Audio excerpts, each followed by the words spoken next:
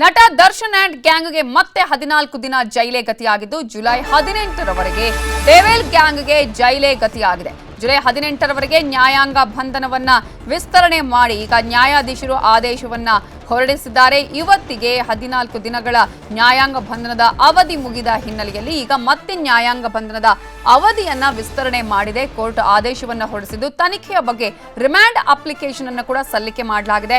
ಮುಂದಿನ ತನಿಖೆಯ ಅಗತ್ಯತೆ ಏನು, ಯಾವ ಕಾರಣಕ್ಕಾಗಿ ಇದರಲ್ಲಿ ಜಾಮೀನು ಕೊಡಬಾರದು, ಯಾವ ರೀತಿಯಾಗಿ ತನಿಖೆ ಇಲ್ಲಿವರೆಗೂ ಕೂಡ ನಡೆದಿದೆ ಅನ್ನೋದ್ರ ಬಗ್ಗೆ ಕೂಡ ರಿಪೋರ್ಟ್ ನಲ್ಲಿ ಉಲ್ಲೇಖವನ್ನ ಮಾಡಲಾಗಿದೆ.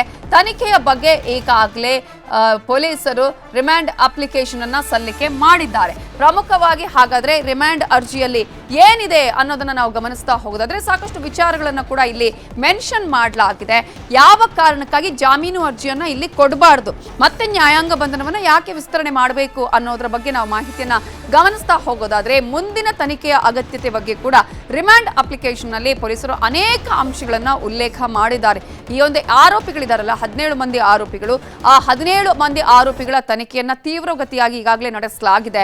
ಅಂತಹ ಸಂದರ್ಭದಲ್ಲಿ ಸಾಕ್ಷ್ಯಗಳು ಸಿಕ್ಕಿದೆ. ಅಷ್ಟು ಮಾತ್ರ ಅಲ್ಲ, ಸಾಕಷ್ಟು ರೀತಿಯಾಗಿ ತಾಂತ್ರಿಕವಾಗಿ ಏನೆಲ್ಲ ಸಾಕ್ಷಿಗಳು ಬೇಕು ಅವೆಲ್ಲದರ ಬಗ್ಗೆ ಕೂಡ ಮಾಹಿತಿಯನ್ನ ಕಲೆ ಹಾಕಿದ್ದೀವಿ ಅಂತ ಹೇಳಿದ್ದಾರೆ.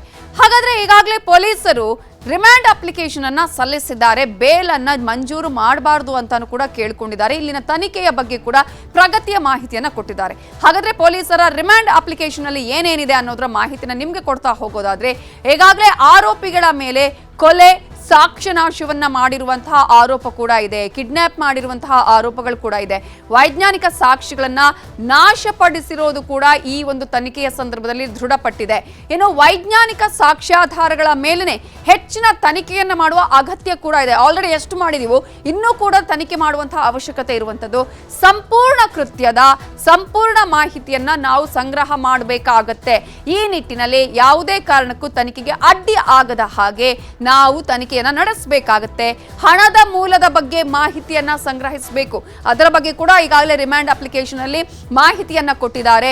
ತಾಂತ್ರಿಕ ವೈಜ್ಞಾನಿಕ ಸಾಕ್ಷ್ಯಾಧಾರದ ಪರಿಶೀಲನೆಯನ್ನ ಮಾಡಬೇಕಾಗತ್ತೆ. ಅದರ ವರದಿಯನ್ನ ಕೂಡ ನಾವು ಸಲ್ಲಿಸಬೇಕಾಗತ್ತೆ. ಎಲ್ಲವನ್ನ ಕೂಡ ಇಲ್ಲಿ ಸಾಕಷ್ಟು ಕೂಲಂಕುಷವಾಗಿ ಮಾಡಬೇಕಾಗುತ್ತೆ.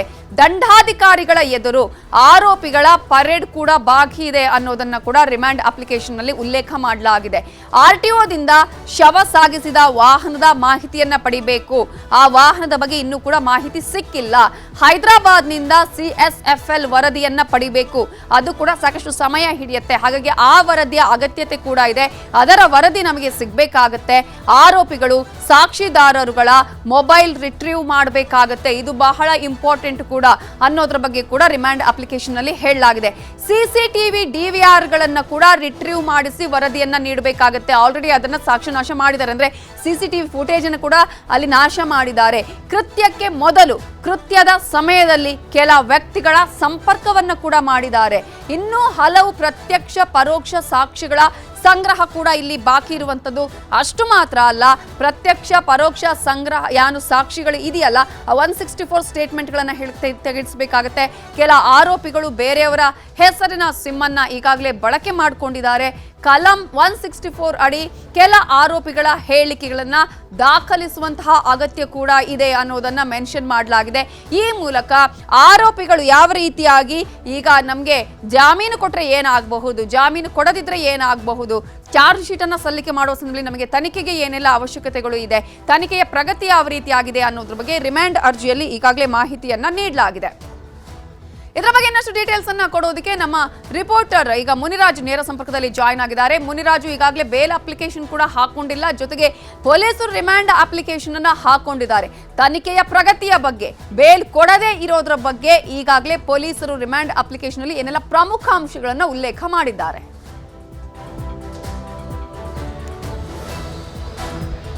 ನವಿತಾ, ಏನು ಇವತ್ತು ರೇಣುಕಾಸ್ವಾಮಿ ಕೊಲೆ ಪ್ರಕರಣದಲ್ಲಿ ಭಾಗಿಯಾಗಿದ್ದ ಏನು ಸುಮಾರು 17 ಆರೋಪಿಗಳ ಒಂದು ನ್ಯಾಯಾಂಗ ಬಂಧನದ ಅವಧಿ ಇವತ್ತು ಅಂತ್ಯವಾಗುತ್ತೆ.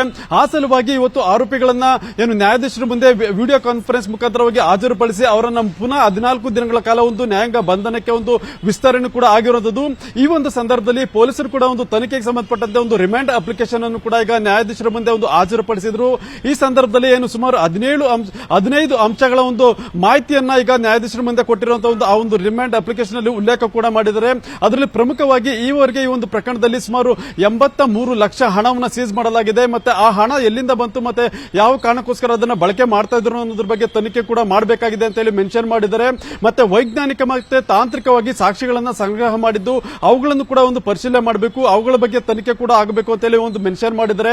ಮತ್ತೆ ಸಿಸಿಟಿವಿ ಫುಟೇಜ್ ಗಳನ್ನ ವಶಕ್ಕೆ ಪಡೆಯಲಾಗಿದೆ, ಅವುಗಳನ್ನ ಪರಿಶೀಲನೆ ಮಾಡಿ ಅದಕ್ಕೆ ಸಂಬಂಧಪಟ್ಟಂತೆ ಒಂದು ತಾಂತ್ರಿಕ ವರದಿಯನ್ನು ಕೂಡ ಪಡ್ಕೊಳ್ಬೇಕು, ಅದನ್ನ ಪರಿಶೀಲನೆ ಮಾಡಬೇಕು.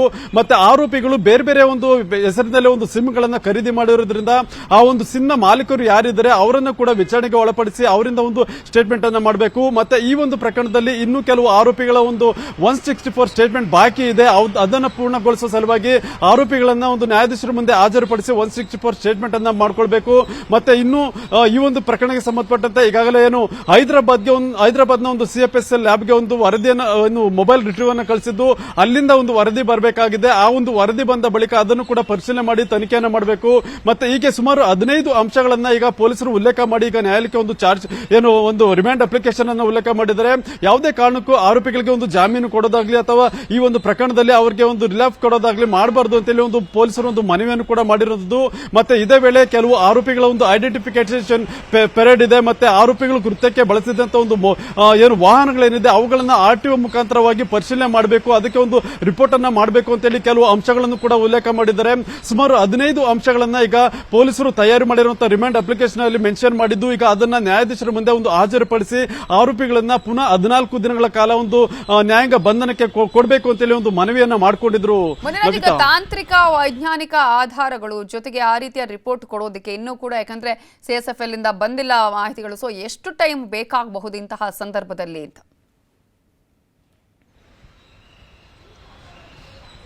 ನವಿತಾ, ಯಾಕಂದ್ರೆ ಇಂಥ ಒಂದು ಪ್ರಕರಣದಲ್ಲಿ ತುಂಬಾ ಸೂಕ್ಷ್ಮವಾಗಿ ಅವಲೋಕನ ಮಾಡಬೇಕು ಮತ್ತೆ ತನಿಖೆಯನ್ನು ಮಾಡಬೇಕಾಗುತ್ತೆ. ಆ ಸಲುವಾಗಿ ಇಲ್ಲಿ ಸಿಗುವಂತ ಪ್ರತಿಯೊಂದು ವಸ್ತುವನ್ನು ಕೂಡ ಎಫ್ಎಸ್ಎಲ್ಗೆ ರವಾನೆ ಮಾಡ್ತಾರೆ. ಅಲ್ಲಿ ಅವರು ಅದನ್ನ ಸುಮಾರು 20 ರಿಂದ 25 ದಿನಗಳ ಕಾಲ ಒಂದು ಅದನ್ನ ಪರಿಶೀಲನೆ ಮಾಡ್ತಾರೆ. ಯಾಕಂದ್ರೆ ಪ್ರತಿ ಕೇಸನ್ನ ಒಂದು ಪ್ರಿಯಾರಿಟಿ ಮೇಲೆ ಅವರು ತೆಗೆದುಕೊಂಡು ಅದನ್ನ ಪರಿಶೀಲನೆ ಮಾಡ್ತಾರೆ. ಯಾವುದೇ ಕೇಸ್ ಮೊದಲು ಯಾವ ಕೇಸ್ ಹೋಗಿರುತ್ತೋ ಅದನ್ನ ತನಿಖೆ ಮಾಡಿ ಆ ನಂತರ ಅದಕ್ಕೆ ವರದಿಯನ್ನ ಸಲ್ಲಿಕೆ ಮಾಡಿದ ನಂತರ ಮತ್ತೊಂದು ಕೇಸನ್ನ ತೆಗೆದುಕೊಳ್ತಾರೆ. ಅದೇ ರೀತಿಯಾಗಿ ಈಗ ಕಾಮಾಕ್ಷಿಪಾಳ್ಯದಲ್ಲಿ ನಡೆದ ಈ ಒಂದು ಕೊಲೆ ಏನಿದೆ, ಈ ಒಂದು ಕೊಲೆ ಪ್ರಕರಣಕ್ಕೆ ಸಂಬಂಧಪಟ್ಟಂತೆ ಸುಮಾರು ಒಂದು ಸಾಕಷ್ಟು ಫುಟೇಜ್ಗಳನ್ನ ಮತ್ತೆ ಸಾಕಷ್ಟು ಬಟ್ಟೆಗಳನ್ನ ಮತ್ತೆ ಸುಮಾರು ಬ್ಲಡ್ ಸ್ಯಾಂಪಲ್ಸ್ ಅನ್ನ ಕಲೆಕ್ಟ್ ಮಾಡಿ ಅದನ್ನ ಎಫ್ಎಸ್ಎಲ್ಗೆ ರವಾನೆ ಮಾಡಿದ್ದಾರೆ. ಮತ್ತೆ ಮೊಬೈಲ್ ಫೋನ್ಗಳನ್ನು ಕೂಡ ಈಗ ರವಾನೆ ಮಾಡಿದ್ದಾರೆ. ಅವೆಲ್ಲವನ್ನೂ ಕೂಡ ಕೂಲಂಕುಷವಾಗಿ ಪರಿಶೀಲನೆ ಮಾಡಬೇಕು. ಅದರ ವರದಿ ಬರಬೇಕು ಅಂದ್ರೆ ಕನಿಷ್ಠ 20 ರಿಂದ 25 ದಿನಗಳ ಸಮಯಾವಕಾಶವೇ ಹಿಡಿಬಹುದು. ಆದ್ರಿಂದ ಈ ಒಂದು ಸಮಯಾವಕಾಶ ಸಾಕಷ್ಟು ತೆಗೆದುಕೊಳ್ಳುತ್ತೆ. ಮತ್ತೆ ಅದನ್ನ ಇನ್ನು ನುರಿತ ತಜ್ಞರಿಂದ ಅದನ್ನ ತನಿಖೆ ಮಾಡಬೇಕು ಮತ್ತೆ ಪರಿಶೀಲನೆ ಮಾಡೋ ಸಲುವಾಗಿ ಹೆಚ್ಚು ಕಾಲಾವಕಾಶ ಕೂಡ ಹಿಡಿಬಹುದು. ಮತ್ತೆ ಈಗಾಗಲೇ ಆರೋಪಿಗಳ ಒಂದು ಮೊಬೈಲ್ ಫೋನ್ ಅನ್ನ ರಿಟ್ರೀವ್ ಮಾಡೋ ಸಲುವಾಗಿ ಅದನ್ನ ಹೈದರಾಬಾದ್ಗೆ ರವಾನೆ ಮಾಡಿರೋದ್ರಿಂದ ಅಲ್ಲಿ ಕೂಡ ಇನ್ನೂ ಕೆಲವು ಕಾಲಾವಕಾಶ ತೆಗೆದುಕೊಳ್ಳುತ್ತೆ. ಆ ಸಲುವಾಗಿ ಇದನ್ನ ಇನ್ನೂ ಸಾಕಷ್ಟು ಟೈಮ್ ಹಿಡಿತಾ ಆ ಒಂದು ವರದಿಗಳು ಬರಬೇಕು ಅಂತೇಳಿ ಈಗ ಆ ಒಂದು ಉಲ್ಲೇಖ ಆ ಒಂದು ರಿಮಾಂಡ್ ಅಪ್ಲಿಕೇಶನ್ ಅಲ್ಲಿ ಒಂದು ಮೆನ್ಷನ್ ಮಾಡಿ ಈಗ ಒಂದು ಮನವಿಯನ್ನ ಸಲ್ಲಿಕೆ ಮಾಡಿದ್ದಾರೆ. Navitha, okay, thank you Muniraju ಡೀಟೇಲ್ಸ್ಗೆ. ನ್ಯೂಸ್ 18 ಜೊತೆ ದರ್ಶನ್ ಪರ ವಕೀಲರಾಗಿರುವಂತಹ ರಂಗನಾಥ್ ಅವರು ಮಾತನಾಡಿದ್ದಾರೆ. ನ್ಯೂಸ್ 18 ಜೊತೆ ಅವರು ಏನ್ ಹೇಳಿದ್ದಾರೆ ನೋಡೋಣ. ನಟ ದರ್ಶನ್ ಅವರ ಒಂದು ನ್ಯಾಯಾಂಗ ಬಂಧನದ ಅವಧಿ ಈಗ ವಿಸ್ತರಣೆ ಆಗಿದೆ. ಈಗ ನಮ್ಮ ಜೊತೆ ಮಾತನಾಡೋದಕ್ಕೆ ವಕೀಲ ರಂಗನಾಥ್ ರೆಡ್ಡಿ ಅವರು ಇದ್ದಾರೆ. ಅವ್ರನ್ನ ಕೇಳಬಹುದು ಎಷ್ಟು ದಿನ ವಿಸ್ತರಣೆ ಆಗಿದೆ ಮತ್ತೆ ಏನೆಲ್ಲ ಒಂದು ವಿಚಾರಣೆ ಆಯ್ತು ಅಂತ ಹೇಳಿ. ಸರ್, ಇವತ್ತು ದರ್ಶನ್ ಸೇರಿದಂತೆ ಎಲ್ಲ 17 ಆರೋಪಿಗಳ ಒಂದು ನ್ಯಾಯಾಂಗ ಬಂಧನದ ಅವಧಿ ಈಗ ವಿಸ್ತರಣೆ ಆಗಿದೆ. ಏನೆಲ್ಲ ಒಂದು ಪ್ರೊಸೀಡಿಂಗ್ಸ್ ಆಯ್ತು ಸರ್ ಇವತ್ತು ಕೋರ್ಟಲ್ಲಿ ಅಂತ? ನೋಡಿ, ಇವತ್ತು ಸಾಮಾನ್ಯವಾಗಿ ಕ್ರಿಮಿನಲ್ ಕಾರ್ಯವಿಧಾನದ ಅಡಿಯಲ್ಲಿ 14 ದಿನಗಳಿಗೊಮ್ಮೆ ನ್ಯಾಯಾಂಗ ಬಂಧನವನ್ನು ವಿಸ್ತರಣೆ ಮಾಡಲೇಬೇಕು. ಆ ರೀತಿ ಮಾಡಿದ್ದಾರೆ, ಅದೊಂದು ಪ್ರಕ್ರಿಯೆ. ಎರಡನೇದಾಗಿ ಇವತ್ತಿನ ತನಕ ಯಾವ್ಯಾವ ರೀತಿಯಲ್ಲಿ ತನಿಖೆ ನಡೆದಿದೆ, ಯಾರ್ಯಾರ ಹೇಳಿಕೆಗಳನ್ನು ಪಡೆದುಕೊಂಡಿದ್ದೀವಿ ಅನ್ನೋದರ ಬಗ್ಗೆ ಇವತ್ತು ರಿಮೈಂಡ್ ಅರ್ಜಿಯನ್ನು ನ್ಯಾಯಾಲಯಕ್ಕೆ ಸಲ್ಲಿಸಿದ್ದಾರೆ. ಆ ವರದಿಯನ್ನು ನಾವಿನ್ನೂ ನೋಡಬೇಕಾಗಿದೆ. ಅಂದರೆ ಕಳೆದ ಬಾರಿ ಏನು 14 ದಿನಗಳ ಹಿಂದೆ ಈ ಒಂದು ಅವತ್ತಿನಿಂದ ಇವತ್ತಿನವರೆಗೆ ಏನೊಂದು ತನಿಖೆ ನಡೆದಿದೆ ಅದ್ರ ಬಗ್ಗೆ ಅದರ ಸಂಕ್ಷಿಪ್ತ ವಿವರ ರಿಮೈಂಡ್ ಅರ್ಜಿಯಲ್ಲಿ ಕೊಟ್ಟಿದ್ದಾರೆ.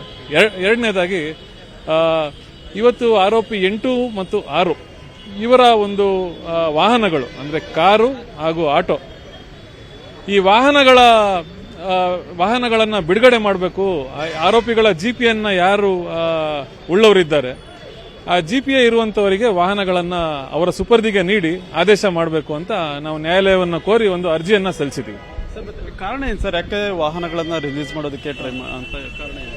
ನೋಡಿ, ವಾಹನಗಳು ನಿಂತ ಜಾಗದಲ್ಲಿ ಇದ್ದಲ್ಲಿ ಅವುಗಳಲ್ಲಿ ದೋಷ ಕಂಡು ಬರ್ಬೋದು, ರಿಪೇರಿಗಳಾಗ್ಬೋದು, ಹಾಗೂ ಈ ರೆಸ್ಟ್ ಹಿಡಿಯೋದ್ರಿಂದ ಅದು ಸಾಧ್ಯತೆ ಜಾಸ್ತಿ ಇರ್ತದೆ. ಹಾಗಾಗಿ ವಾಹನಗಳನ್ನು ಇನ್ನು ತನಿಖೆಗೆ ಯಾವುದೇ ರೀತಿ ವಾಹನಗಳು ಬೇಕಾಗಿಲ್ಲ ಮತ್ತು ಅವು ಠಾಣೆಯಲ್ಲಿ ಅವುಗಳನ್ನು ಇರಿಸೋದ್ರಿಂದ ಯಾವುದೇ ಪ್ರಯೋಜನ ಆಗೋದಿಲ್ಲ.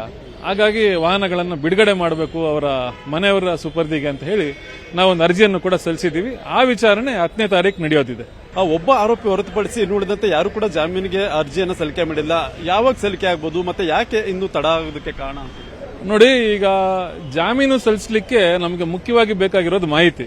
ಯಾವ ಮಾಹಿತಿ ಅಂದ್ರೆ ಯಾವ್ಯಾವ ರೀತಿ ತನಿಖೆ ನಡೆದಿದೆ, ಯಾರ್ಯಾರು ಸಾಕ್ಷಿಗಳಿದ್ದಾರೆ, ಯಾವ್ಯಾವ ಮಹಾಜರುಗಳು ನಡೆದಿವೆ, ಇವೆಲ್ಲ ಒಂದು ತನಿಖೆಗಳನ್ನ, ಈ ಎಲ್ಲ ಒಂದು ಮಾಹಿತಿ ನಮಗೆ ಅಂತಿಮ ವರದಿಯಲ್ಲಿ ದೊರಕೋದಿದೆ. ಹಾಗಾಗಿ ಮಾಹಿತಿ ಇಲ್ಲದೆ ಇರೋ ಕಾರಣ ನಾವು ಜಾಮೀನು ಅರ್ಜಿಯನ್ನ ಸಲ್ಲಿಸಲಿಕ್ಕೆ ಸ್ವಲ್ಪ ತಡ ಆಗ್ತಿದೆ. ಇನ್ನು ಎಷ್ಟು ದಿನ ಆಗ್ಬೋದು ಸರ್? ಅದು ಈಗ ರಿಮೈಂಡ್ ಅರ್ಜಿ ಸಲ್ಲಿಸಿದ್ದಾರೆ. ಈ ರಿಮೈಂಡ್ ಅರ್ಜಿಯನ್ನು ಪರಿಶೀಲಿಸಿದ ನಂತರ ನಮಗೆ ಬೇಕಾದಷ್ಟು ನಮಗೆ ತನಿಖಾ ಮಾಹಿತಿ ದೊರಕಿದ್ದಲ್ಲಿ ನಾವು ಜಾಮೀನು ಅರ್ಜಿಯನ್ನ ಇನ್ನೂ ಕೆಲವೊಂದಷ್ಟು ಆರೋಪಿಗಳಿಗೆ ಸಲ್ಲಿಸೋರಿದ್ದೇವೆ. ಇದು ವಕೀಲ ರಂಗನಾಥ್ ರೆಡ್ಡಿ ಅವರು ಹೇಳ್ತಿರೋದು. ಕ್ಯಾಮರಾ ಪರ್ಸನ್ ಶಿವಪ್ಪ ಜೊತೆ ಮುನಿರಾಜು, ನ್ಯೂಸ್ 18 ಬೆಂಗಳೂರು.